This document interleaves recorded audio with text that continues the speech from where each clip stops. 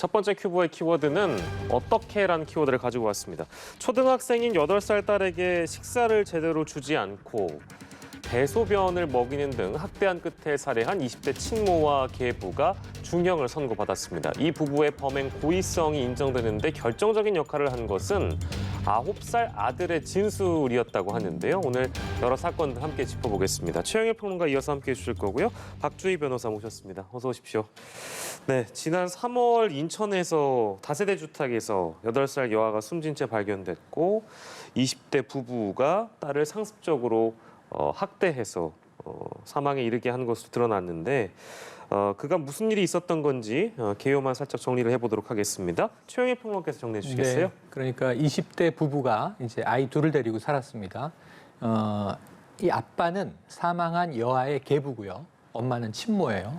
그런데 이제 지난 3월 2일이었습니다. 그러니까 학대를 견디다 못한 그리고 이제 사실은 그 욕실에 방치됐던 8살 여아가 숨을 쉬지 않자 그때 뭐 이제 심폐소생도 하고 인공호흡도 한 것 같은데 밤이 돼서야 결국은 이제 신고를 했습니다. 사망한 채 이제 확인이 된 거죠. 네. 그런데 거슬러 올라가 보면 사망한 것은 지난 3월 2일이지만 이미 2018년 1월부터 3년 동안 지속적인 학대에 시달렸고 예. 상습적인 폭행이 있었고요.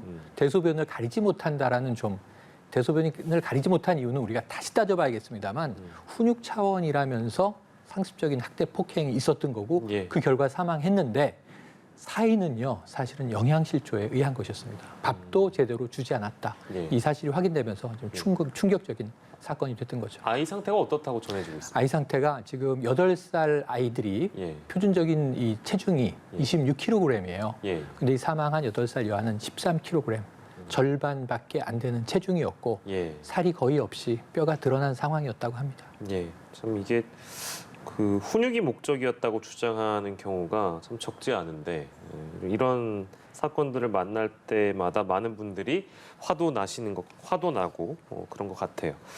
자, 그리고 이 잔인한 학대를 일삼아왔던 이 재판의 쟁점을 보면 살인의 고의성 여부라고 합니다.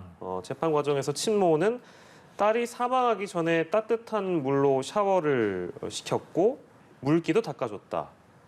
이렇게 살인의 고의성을 부인했는데요. 피해자의 오빠는 앞에 조사에서 여동생 사망 당일에 화장실에서 용변을 보는데 동생이 넘어지는 소리를 들었다. 엄마가 얘 또 오줌 쌌다 이런 말을 했고 10차례에서 15차례 때리는 소리가 났다고 밝혔는데요.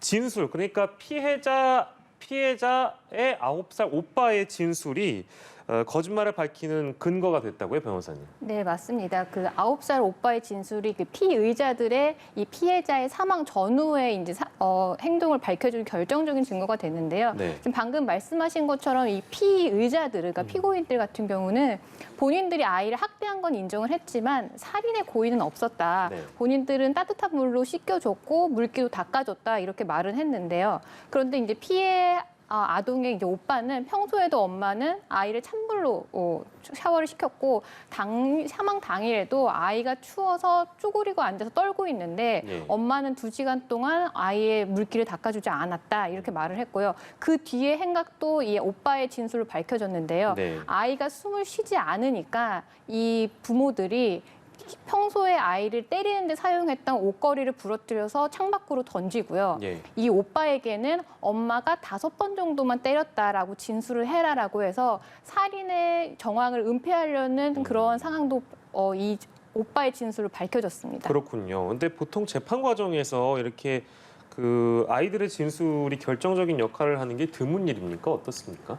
네, 맞습니다. 그 아이들은 이렇게 조사를 할 때 같은 내용이더라도 예, 아니요로 물어보느냐 아니면 주관식으로 물어보느냐에 따라 그 답변이 달라질 정도로 아이들은 굉장히 유도신문에도 잘 넘어가고요. 예, 예. 또 아이들은 또 기억을 착각하기도 합니다. 그래서 어른들의 진술에 비해서는 확실히 신빙성이 떨어질 수밖에 없는데요. 네. 그런데 언제나 아이들의 진술을 배척하는 건 신빙성을 배척하는 건 아니고요. 예. 이번처럼 일관되고 굉장히 구체적인 이 사안의 진술을 한다라고 하면 네. 그 자체로 신빙성이 있다고 인정을 해줍니다. 예. 이번 거 같은 경우도 이 오빠의 진술이 아이가 그러니까 9살 아이가 지어냈다라고 볼 수 없을 정도로 굉장히 구체적이고 굉장히 상세하게 진술을 하는 거에 비해 그걸 비추어 보면 예. 이거는 충분히 신뢰할 만한 할 수 있는 진술이다 이렇게 판단을 한 것 같습니다. 알겠습니다. 재판부도 이제 이 그 오빠의 진술에 대해서 지금 변호사님이 언급해 주신 대로 직접 겪지 않고서는 말할 수 없을 정도로 매우 구체적으로 진술을 했다. 이제 이렇게 밝혔는데요. 지금 20대 친모와 계부에게 법원이 선고한 게 징역 30년을 선고했고 검찰이 구형한 형량이랑 같았습니다. 뭐 유사한 범죄들하고 비교해 봤을 때 적절한 수준이라고 평가를 해야 되는지 어떻습니까? 아직도 우리 이걸 보시는 분들 중에는 이 아동학대 이 범죄에 대해서 너무나 법원이 조금 미약한 처벌을 하는 거 아닌가 이렇게 비판의 목소리를 내시는 분도 있긴 하지만 네네. 근데 사실은 요즘의 추세를 보면 아동학대 범죄에 대해서 법원이 조금씩 양형을 높이고 있습니다. 그 예전에 얼마 전에 있었던 천안 계모 사건에 네. 있어서도 이제 확정은 되진 않았지만 그 항소심에서 오히려 원심보다 더 높은 25년형을 선고를 했고요. 또 우리가 잘 알고 있는 정인이 사건에 대해서도 그 양모에 대해서 무기징역이 선고가 됐습니다. 그래서 조금 더 양형을 높일 필요는 있지만 다른 사례에 비해서 그렇게 낮다라고는 평가는 할 수 없을 것 같습니다. 예, 알겠습니다. 이제 이런 아동 학대 관련된 사건들 보면 이제 엄벌해달라는 탄원서가 법원에 제출이 되기도 하고요. 네. 그리고 뭐 청와대 청원이 올라가기도 하고요. 뭐 판결에 앞서서 뭐 1인 시위도 있었다고 합니다. 이제 이런 것들이 재판 결과에 영향을 줬다고 봐야 될까요? 어떻습니까? 네, 영향을 줬겠죠. 직접적이진 않지만 예. 간접적인 영향은 분명히 이제 형성했을 것이다 이렇게 생각이 되고요. 이 양형은 올라가야 하고 과거에는 너무 솜방망이 처벌이었는데 이제서야 이제 아동 학대를 엄중하게 범죄로 이제 중범죄로 다루면서 정말 이제 이 형 자체가 심하다라고 볼 수 있겠습니까?